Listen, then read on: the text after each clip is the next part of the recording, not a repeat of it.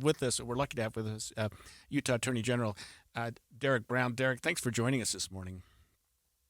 Thanks, Greg. Good to be with you. And Derek, what can you tell us about, just from your own observations, the level of cooperation between the state and federal authorities in this investigation? Because it was a manhunt that captured the whole country.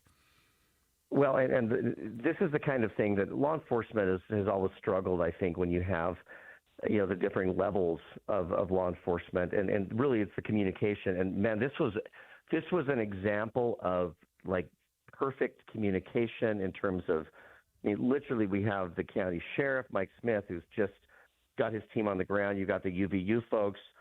You've got the prosecutor, Jeff Gray, who's out there doing what needs to be done. You've got the state level then, the Department of Public Safety has Commissioner Mason, who is on top of things. And I know there is collaboration going all the way to the top. I mean, we've literally been on the phone with the office of the number 2 person at the United States Attorney General's office. I mean, this is a model of collaboration. And to the extent that government as a whole can operate this way, I mean, it is unbelievable what resources we can bring to bear, what we can do, what we can accomplish. And I think there will be a lot in the future written about what just took place in the last 48 hours.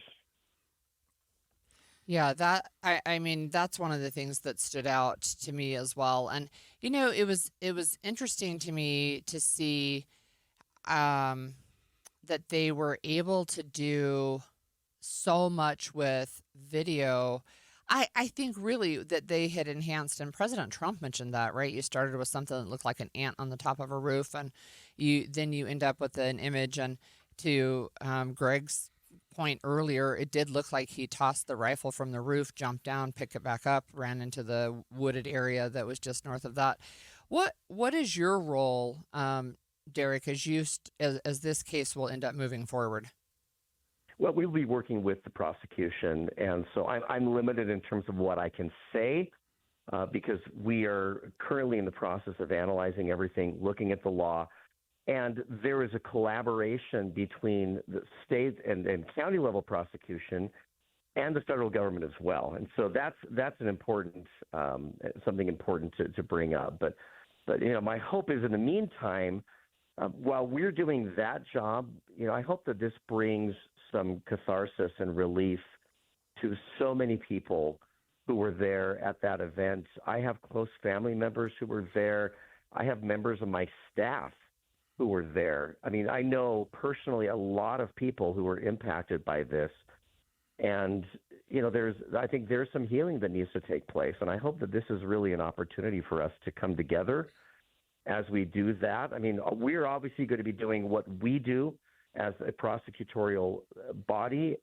But my hope is that people who are listening can use this as an opportunity to unify, to come together. That's what we need to do at a time like this.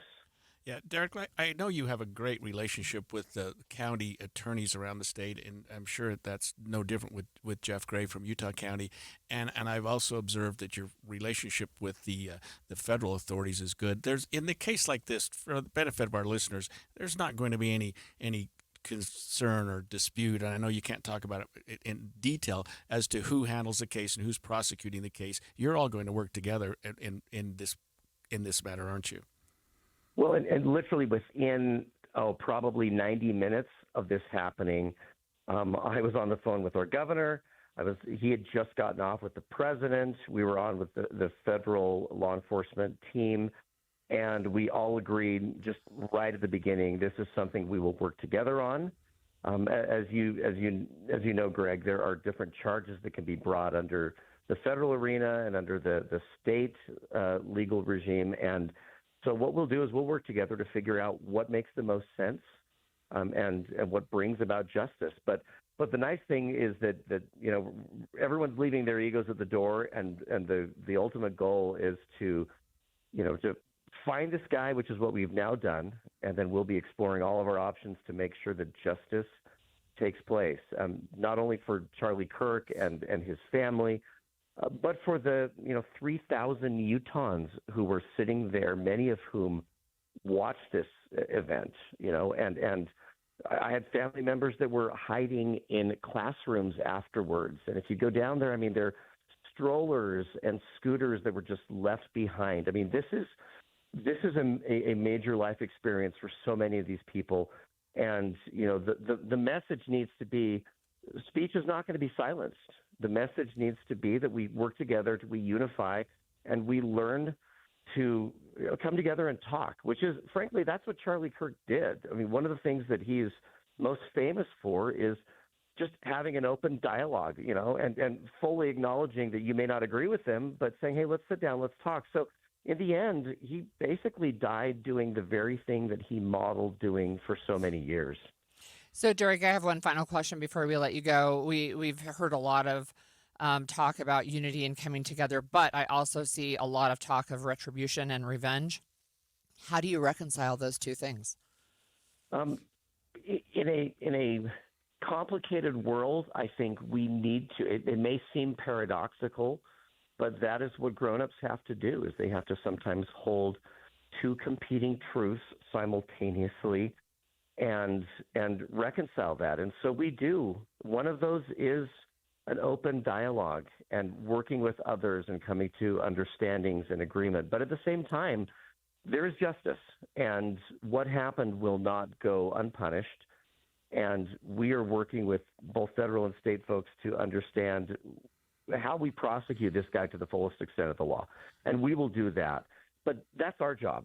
And so for those listening, your job is to unify and to be able to learn what we can and to learn how we come together. And frankly, these are the moments when we will see in our society who the true leaders are. The leaders are the ones who use this as an opportunity to call on the better angels of our nature and bring us together. And you will also see people who, in a knee-jerk way, just respond by getting political and trying to divide people. And hopefully we won't pay attention to those people. And I think when the response that people have probably says more about them than about the situation. So my hope is that as a community, we can come together, we can unify and be better off when all is said and done. All the while, Holly, as you mentioned, those of us in law enforcement will absolutely be doing our job. Thank you. Thanks. That was Utah Attorney General Derek Brown. And Holly, I hope that the rest of the nation can listen to our state leaders, our governor, our attorney general, who are saying, dial it back. Yeah. We don't need the rhetoric. We don't need this to be a turning point toward higher level of hatred between us.